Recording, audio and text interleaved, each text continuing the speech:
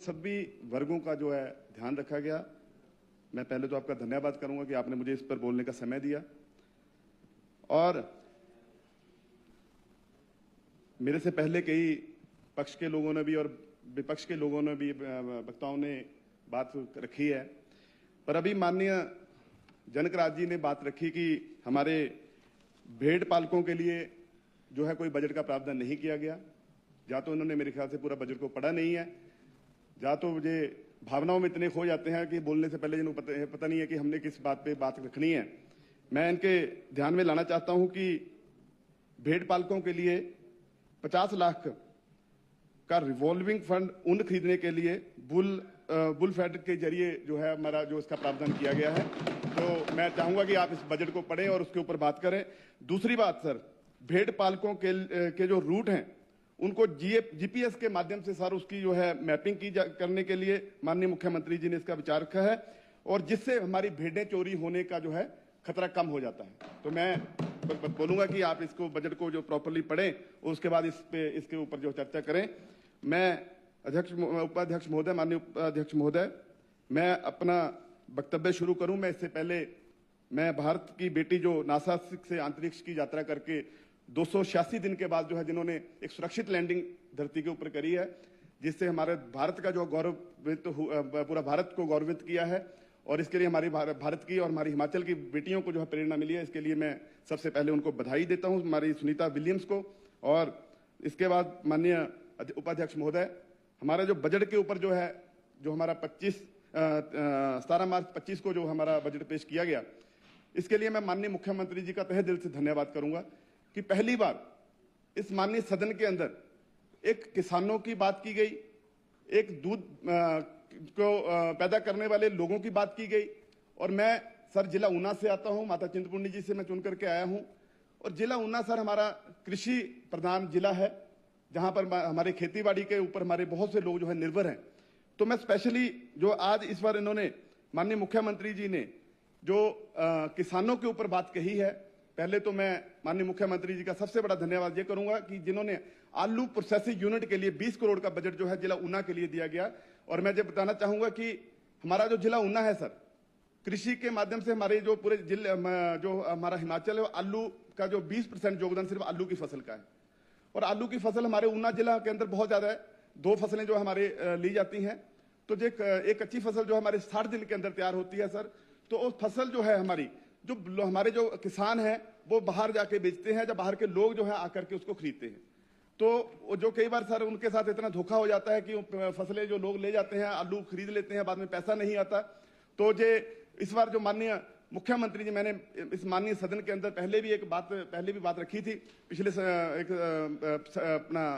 जब सदन चला हुआ था तो मैंने बात रखी थी कि ऊना के अंदर जो है के बारे में, उन किसानों के बारे में जरूर सोचा जाना चाहिए। तो माननीय मुख्यमंत्री जी ने इसके ऊपर विचार रख के, माननीय हमारे कृषि मंत्री जी जहां बैठे हैं, इनका मैं तहे दिल से धन्यवाद करता हूं, जिन्होंने हमारे क्षेत्र में जिला ऊना के अंदर 20 करोड़ का जो आलू प्रोसेसिंग यूनिट है, जो उससे हमारे किसानों को राहत मिलेगी। अपना आलू उगा के वो अपने ही जिले के अंदर बेचेंगे और हिमाचल के और जिलों का जो आलू भी है वहां पर बिकेगा। उससे जो है हम प्रोडक्शन करेंगे, इसके लिए लोगों को रोजगार भी मिलेगा। और इसके लिए मैं माननीय मुख्यमंत्री जी का, माननीय कृषि मंत्री जी का तहे दिल से मैं धन्यवाद करता हूं। और सर मेरी विधानसभा के अंदर चिंतपूर्णी विधानसभा जो कुछ एरिया सर मेरा पहाड़ी एरिया है और कुछ एरिया प्लेन एरिया है, जिसमें सर आलू का जो है काफी मात्रा में होता है, जिसमें हमारी कबेड़ जसमा पंचायत है, टकारला पंचायत है, धंधड़ी पंचायत है, कटोहड़ कला पंचायत है, कुठाड़ी पंचायत है, नंदपुर, चिरुड़ू, भैरा, हम्बोली, स्तोथर, दुसाड़ा और ठट्ठल पंचायतें सर जो है। मैं सर एक किसान परिवार से हूँ, हम खुद भी आलू की फसल उगाते हैं। तो इसके लिए सर एक बड़ा जो है माननीय मुख्यमंत्री जी का बड़ा दिल जो है दिखा करके इन्होंने एक बड़ा ऊना के लोगों के लिए इन्होंने बड़ा तोहफा दिया है, इसके लिए मैं धन्यवाद करता हूं। उसके ऊपर सर उसके बाद जो एक किसानों की प्राकृतिक खेती के ऊपर बात कही है, जो मैं कहता हूं कि आज तक किसी भी सरकार का इसके ऊपर ध्यान नहीं गया। तो जैसे मक्के की फसल थी, उसका रेट पहले पिछले बार भी बढ़ा, इस बार ऐतिहासिक वृद्धि इसमें हुई है। जो 30 रुपए मक्के की जो फसल हम किसानों से सरकार ने खरीदी, उसका जो रेट अभी 40 रुपए किया गया। और उसके अलावा सर जो 2 किलोमीटर दूर से जो किसान अपनी फसल बेचने से 2 किलोमीटर से ज्यादा से दूर की दूरी पर जो लोग रहते हैं, अगर वो फसल बेचने के लिए आते हैं तो उनको एक्स्ट्रा 2 रुपया किराया जो है फ्रेट जो है हिमाचल के लोगों को दिया जाएगा। ये भी एक बहुत अहम फैसला। उसके अलावा सर गेहूं की जो प्राकृतिक गेहूं जो हम पैदा करेंगे उसके लिए सर जो 40 रुपए से बढ़ा करके 60 रुपए किया गया, इसके लिए भी मैं इस सदन के माध्यम से माननीय मुख्यमंत्री जी का और माननीय कृषि मंत्री जी का तहे दिल से मैं धन्यवाद करता हूं। और उसके बाद सर हमारी हिमाचल के वातावरण को देखते हुए, क्योंकि जहां पर बंदरों का बड़ा नुकसान है, आवारा पशुओं का बड़ा नुकसान है, जंगली गाय का बड़ा नुकसान है जिसको नील गाय हम बोलते हैं, हमारे क्षेत्र में इसका काफी नुकसान है कि काफी लोग ऐसे हैं जिन्होंने अपनी फसलें बीजना छोड़ दी हैं, जमीनें बंजर हो गई हैं। तो मैं ये समझता हूं कि आज ये एक फैसला जो हमारी सरकार ने सोचा है कि जिसके हल्दी की जो फसल उगाने के लिए जो मिनिमम प्राइस जो है सरकार जो है उसको 90 रुपए में खरीदेगी, तो ये मैं सर समझता हूं कि इसके लिए एक लोगों को प्रेरित करना, लोगों का इसकी तरफ ध्यान आकर्षण करना कि हम कैसे अपनी आय को बढ़ाएं और किस तरीके की आय को बढ़ा करके किस तरीके की सरकार हमें सहायता करे। मैं ये समझता हूं सर ये एक अहम फैसला हमारी सरकार ने जो लिया है, ये भी मैं एक ऐतिहासिक फैसला अपने किसानों के लिए, इसके लिए मैं धन्यवाद करता हूं माननीय मुख्यमंत्री जी का। और हिमाचल के लोगों को मैं बधाई देना चाहता हूं कि आपने ऐसी सरकार को चुना है, ऐसे माननीय मुख्यमंत्री जी को चुना है जो कि आम परिवार से हैं, आप गरीब परिवार से हैं, किसान परिवार से हैं, जो किसानों का दर्द जानते हैं, आम लोगों का दर्द जानते हैं। उसी तरह से आज वो इस माननीय सदन को चला रहे हैं, सरकार को चला रहे हैं। तो आज उन्होंने जो बजट पेश किया, उन लोगों को देख करके जो आज बजट पेश किया, इसके लिए मैं इस सदन के माध्यम से माननीय मुख्यमंत्री जी का तहे दिल से मैं धन्यवाद करना चाहूंगा। माननीय अध्यक्ष महोदय, मनरेगा की दिहाड़ी के अंदर हमारा हिमाचल मेरे ख्याल से पहले नंबर पे है पूरे देश के अंदर जिसकी सबसे ज्यादा मनरेगा की दिहाड़ी है। 320 रुपए जो मनरेगा की दिहाड़ी जो अभी कर दी गई है। और उसके बाद सर जो मैं इसके लिए भी धन्यवाद करूंगा हमारे आंगनबाड़ी और आशा वर्कर की जो हमारी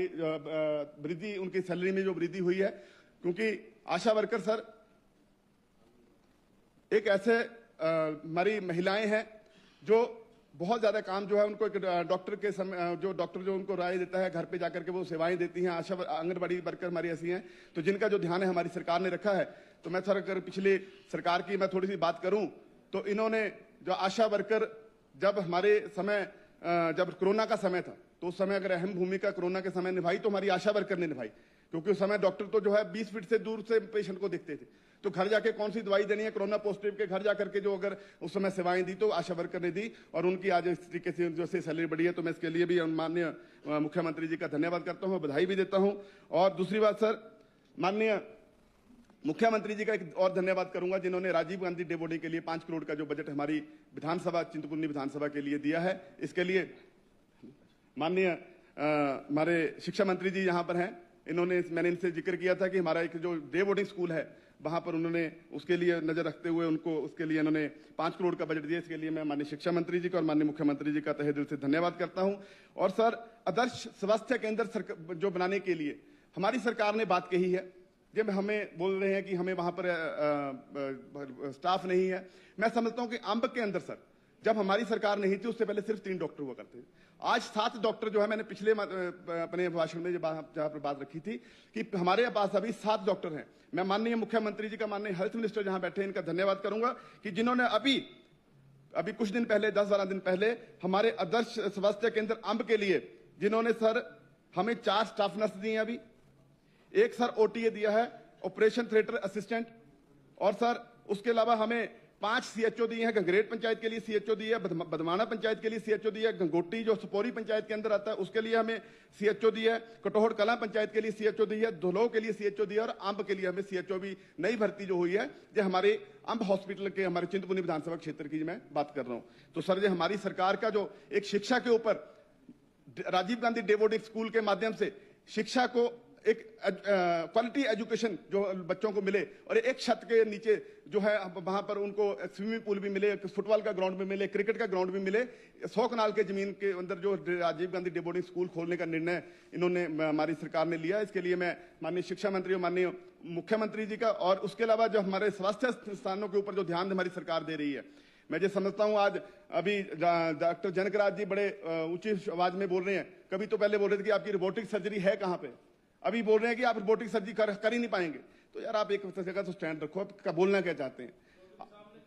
और उसके बाद चौधरी साहब हमारे चंद्र कुमार जी हमारे बड़े वरिष्ठ हमारे मंत्री जी हैं, इन्होंने क्लियर भी किया है। पर मैं ये समझता हूं कि कम से कम हम जो बोल लेंगे उसके ऊपर फैक्ट के ऊपर बोलें, तथ्यों के ऊपर बोलें, तथ्यों के आधार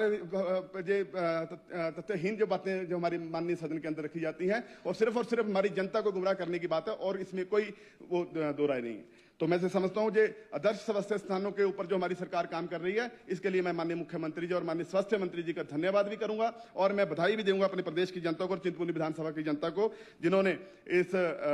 जो है इसका जो लाभ लेंगे। मैं एक और सर जब माननीय मुख्यमंत्री जी का धन्यवाद करूंगा जो इस सदन के अंदर मेरे ख्याल से पहली बार जिसकी चर्चा हुई है, विकलांग बच्चों को जो है जो उसकी शादी के लिए 70% से ज्यादा जो विकलांग है, 70% से जो ज्यादा विकलांग है, उनकी शादी के लिए जो 50,000 रुपए की राशि मिलती थी, उस राशि को बढ़ा करके 2 लाख रुपया उनकी शादी के लिए देने का जो घोषणा की है, इसके लिए भी माननीय मुख्यमंत्री जी का धन्यवाद करता हूं। एक ऐसी सोच काम करती है। व्यवस्था परिवर्तन क्या होता है? व्यवस्था परिवर्तन यह है कि हम आम लोगों की बात रखते हैं, हम उन लोगों की बात रखते हैं जिन्होंने कभी डिमांड ही नहीं रखी। आज हम देखते हैं कि अपने कर्मचारी को भी स्ट्राइक कर रहे हैं, अपनी सैलरी को लेकर के स्ट्राइक कर रहे हैं, कभी इन लोगों ने स्ट्राइक नहीं की। माननीय मुख्यमंत्री जी ने सुख आश्रय योजना उन लोगों के लिए लेके आए, उन बच्चों के लिए लेकर के आए जिनको पता था कि हमारे माता भी चले गए, हमारा पिता भी चले गए, उसके बाद हमारा जो देखभाल करने के लिए कोई नहीं है। उन बच्चों को आज सर, उन बच्चों के चेहरे के ऊपर आप जो मुस्कान देखेंगे, उन बच्चों के चेहरे के ऊपर आप जो खुशी देखेंगे। आज हमारे बच्चे जो है जो कभी अपने जिस इंस्टीट्यूशन में पढ़ते थे वो वहां से कभी बाहर नहीं जाते थे, उसके बावजूद सर वो आज विदेशों की यात्राएं कर रहे हैं। ये हमारी माननीय मुख्यमंत्री जी को, हमारी शिक्षा मंत्री जी की सोच है। मुझे मैं समझता हूं कि विकलांग बच्चों के लिए जो राशि बढ़ाई गई है, इसके लिए मैं सर बहुत बहुत धन्यवाद करता हूं। दूसरी बड़ी बात सर जो आज माननीय मुख्यमंत्री जी ने रखी है, हमारे छोटे दुकानदार सर, जो छोटे दुकानदार जिनकी टर्नओवर 10 लाख से कम है सर, वो 10 लाख की कम जो टर्नओवर बेचारे ना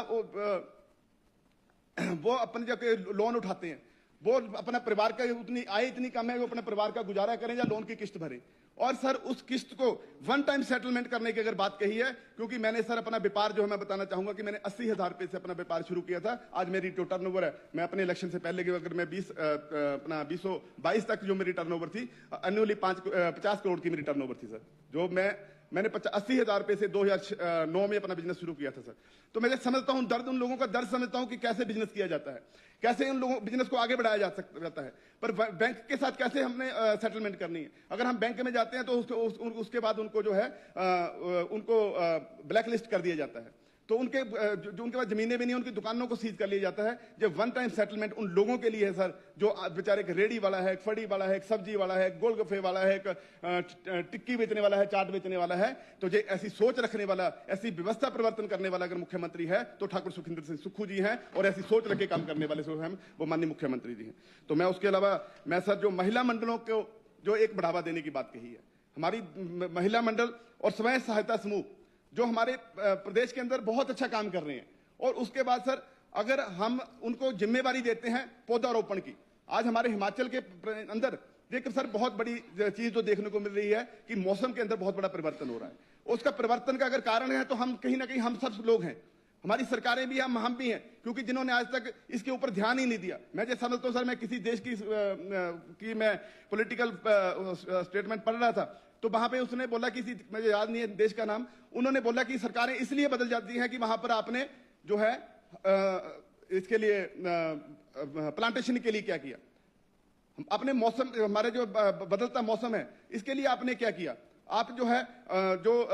इसके लिए आपने कितनी प्लांटेशन की, इसके ऊपर सर इतनी अवेयरनेस लोगों के अंदर है, इसके ऊपर भी सरकारें वहां पर बदल जाती हैं। पर यहाँ पर तो मुद्दे ही सर हो रहे हैं सर। 2 minute sir. तो सर अगर आज जो उन लोगों के लिए सहायता समूह के लिए और उनको 2 हेक्टेयर से ज्यादा क्षेत्र पर ध्यान रखने के लिए उनको सर 2,40,000 रुपया दिया जा रहा है, मैं समझता हूँ इसके लिए उनकी आय भी बढ़ेगी, हमारा जो है प्रदेश भी हरा भरा होगा। इसके लिए मैं सर माननीय मुख्यमंत्री का बहुत बहुत धन्यवाद करना चाहूंगा। और उसके अलावा सर मैं एक सर मैं बोलना चाहूंगा कि मैं ज्यादा बात नहीं रखूंगा कि मेरे कृषि अनुसंधान केंद्र, मैंने पिछली बार भी बात रखी थी, माननीय कृषि मंत्री जहां पर बैठे हैं हंसराज अखरोट जी, जहां पर हमारे पूर्व विधायक हुआ करते थे, उन्होंने वहां पर एक कृषि अनुसंधान केंद्र अखरोट में बनाया था, और उसके बाद सर उसकी ज्यादा कोई देखभाल नहीं हुई। मैं समझता हूं कि ऊना जिला जो है वो मेरी भेड़ जसमा के अंदर अखरोट पंचायत के अंदर आता है, तो मैं समझता हूं कि उसके जो है वहां पर स्टाफ को पूरा किया जाए, जो हमारे कृषि जो लोग निर्भर हैं उनको वहां पर जो है एजुकेशन मिले, कृषि को कैसा बढ़ावा मिले। सर वहां पर हमारे डॉक्टर हैं, उन्होंने सर जमीन के ऊपर, मैंने माननीय कृषि मंत्री जी से बात भी की थी, उन्होंने जमीन के ऊपर ही, जमीन के अंदर नहीं जमीन के ऊपर ही आलू पैदा किया, जो आलू को जो है उन्होंने पराली होती है, पराली के ऊपर आलू पैदा किया। और जो आलू सर वहां पर जो वैसे आलू की एक कनाल के अंदर जो होती है पैदावार होती है एक टन या 1200 क्विंटल होती है, उसने दो टन जो है आलू वहां से पैदा किया। उसमें पानी की कम लगता है और वहां पर उसकी उसके लेबर के रेट भी सर उसका खर्चा कम आता है। तो मैं चाहता हूं कि सर वहां पर उसके ऊपर भी ध्यान दिया जाए, उसके जो खाली स्थान उसके भर दिया जाए। और मैं एक और बात बोलना चाहूंगा सर कि हमारे जो रोड हैं, जो सर हमारे पीडब्ल्यूडी के जो कुछ रोड है, मैं उसकी सर मेरी कंस्टिट्यूंसी के कुछ है, मैं उनको बारे में बताऊंगा कि मेरी पल्लियां पंचायत का सर एक पुल है, एक सर तोथर पंचायत में पुल, मैंने पिछली बार भी बात की थी कि पिछले सरकार में इन्होंने आनंद फानंद में जब जाने वाली सरकार थी, इन्होंने वहां पर बिना बजट से उद्घाटन कर दिया और सर उसके लिए अभी जो टेंडर भी हो गया है। तो मैं चाहता हूं कि उसका जो है उसके लिए बजट का प्रावधान किया जाए। धर्मशाला मोहंता और गुरेट खरियालता पंचायत और सर हमारी सूरी पंचायत के लिए जो आपने जो बजट दिया उसके लिए मैं धन्यवाद करूंगा। चंगेर टू लंगडेर टिकरी, ख्वाड़ियां पट्टियां टू सस्सी और पोम मिश्रा भिंडला से रोड आबादी, इसके लिए जो आपने सर पैसा दिया उसके लिए मैं धन्यवाद करूंगा। और सर एक बड़ी बात सर, मेरा चैनलेशन जो मेरा स्वां है, पिछली जो बरसात आई थी उसमें एक स्वां का जो कुछ एरिया था वो टूट गया था, चैनलेशन टूट गया था। अगर सर वो अगर इस बरसात से पहले उसका काम हो जाए, क्योंकि अगर वो दोबारा से अगर वो पानी वहां पर आ जाए तो सर उसके लिए अपना कई पंचायतों को उसका नुकसान हो सकता है सर। तो मैं जो समझता हूँ उसके लिए, और सर एक अग्निशमन केंद्र माननीय विधायक कालिया जी ने माननीय विधायक कालिया जी ने बात रखी थी कि जो वहां पर अग्निशमन केंद्र जो है उसके लिए हमारा बहुत बड़ा एरिया पड़ता है, तो उसके लिए अब जो है हमें उसके लिए गाड़ियां दी जाए। स्तोत्र पंचायत के लिए पुल के लिए मैंने बात की है सर। तो मैं ये समझता हूँ कि आपने मुझे सर इसके लिए समय दिया। मैं आपको सर एक बात जरूर बोलूंगा कि ये 1500 रुपए की बात करते हैं सर। मैं एक चीज सर इस सदन के माध्यम से बोलना चाहूंगा, कभी बोलते हैं आपकी गारंटियां पूरी नहीं हुई, हमारी सरकार को 3 साल हुए सर, कभी आपने इसके अलावा कभी जो केंद्र ने आपको गारंटियां दी थी कि हम 15 लाख रुपया देंगे, हम 2 लाख नौकरियां देंगे, कभी आपने उसके ऊपर भी चर्चा की, कभी उससे भी पूछा? हमने तो फिर भी सर कहीं ना कहीं अपने 1500 अपनी महिलाओं को, चाहे वो लाहौल स्पीति में दे रहे हैं, चाहे हम हरोली में दे रहे हैं, मेरी विधानसभा में कई लोगों लेडीज को मिला, तो कम से आप उनके ऊपर भी बात करें कि आपको उन्होंने आपके ऊपर जो है जो आप झूठे वादे करके यहाँ पर पहुंचे हैं। तो सर ये मैं समझता हूँ। और सर मैं धन्यवाद लास्ट में करना चाहूंगा कि चिंतपूर्णी विधानसभा के लिए जो 58 करोड़ रुपए का बजट माननीय मुख्यमंत्री जी ने किया, उसके लिए मैं सर धन्यवाद करना चाहूंगा। सर ये ऊपर से सर में ये भी बोलते हैं कि ये सनातन के विरोधी हैं, सर ये बोलते हैं कि सनातन के विरोधी हैं। इन्होंने आज तक सर चिंतपूर्णी मंदिर तो छोड़ो, हिमाचल के किसी मंदिर के ऊपर देख रेख नहीं की। आज 58 करोड़ रुपए हमें लगता है, 250 करोड़ रुपए हमें लगता है मंदिर के लिए खर्चने के लिए जा रहे हैं। इसके लिए मैं, अगर सर हम पक्के सनातनी, इनसे बड़े सनातनी को सनातन का सौ भी नहीं पता इनको, पर मैं बताना चाहूंगा आपको कि हमें सर हमारे डेरा बाबा रुद्रानंद महाराज जी, महाराज सुग्रीवानंद जी का जब भी देहांत हुआ,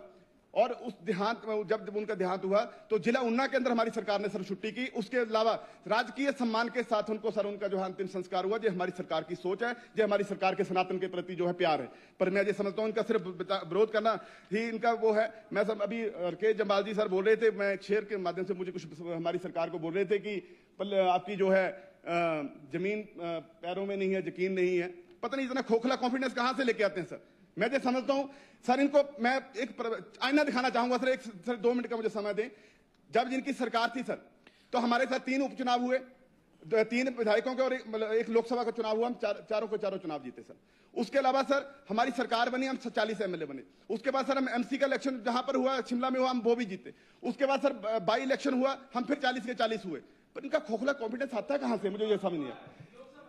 बबलू जी आप हम 40 के 40 हुए, पर मैं बताना चाहूंगा कि हम अगली बार भी जहां पर होंगे। मैं आपकी जो केश जम्बाल जी ने बात कही, मैं केश जम्बाल जी ने बोला कि जमीन की बात है, जमीन नहीं है। मैं बोलना चाहूंगा जमीन भी हमारी है, आसमां भी हमारा होगा। जमीन भी हमारी है, आसमां भी हमारा होगा। 27 के बाद हम यहाँ पर होंगे, यही स्थान तुम्हारा होगा। धन्यवाद, आपने मुझे बोलने का समय दिया। मैं माननीय अध्यक्ष महोदय, मैं इस बजट का समर्थन करता हूं। जो बजट आम जनता के लिए माननीय मुख्यमंत्री जी ने पेश किया, इसके लिए मैं माननीय मुख्यमंत्री का धन्यवाद करता हूं। और मैं आपने मुझे समय दिया, इसके लिए मैं तहे दिल से आपका धन्यवाद करता हूं। जय हिंद, जय हिमाचल, जय माता चिंतपूर्णी।